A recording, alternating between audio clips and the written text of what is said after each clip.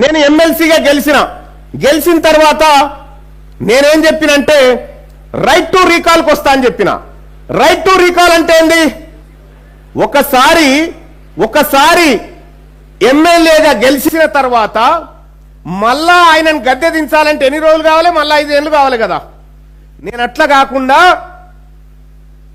ప్రజలకు ఓటు వేయడమే కాదు, వేసిన ఓటును కూడా వాపస్ తీసుకునే హక్కు ఉండాలని చెప్పిన.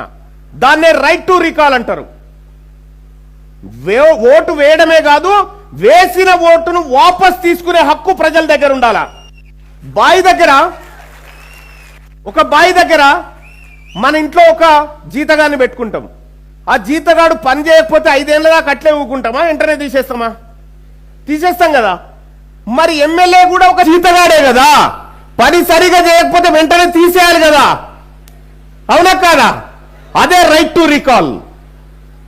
రేపు తెలంగాణ రాష్ట్రంలో తెలంగాణ రాజ్యాధికార పార్టీ మీ అందరి ప్రేమతో అధికారంలోకి వస్తే ఫస్ట్ రాజకీయ నాయకుల జుట్లను తీసుకొచ్చి మీ చేతుల్లో పెడతా.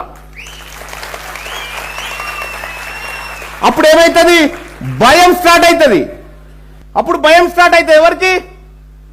అమ్మా వీళ్ళు ఓటు వాపస్ తీసుకుంటారేమో, నా పదవి వెళ్ళిపోతుందేమో, నా పదవి పోతుందేమో అనే భయం రాజకీయ నాయకులకు వస్తుంది.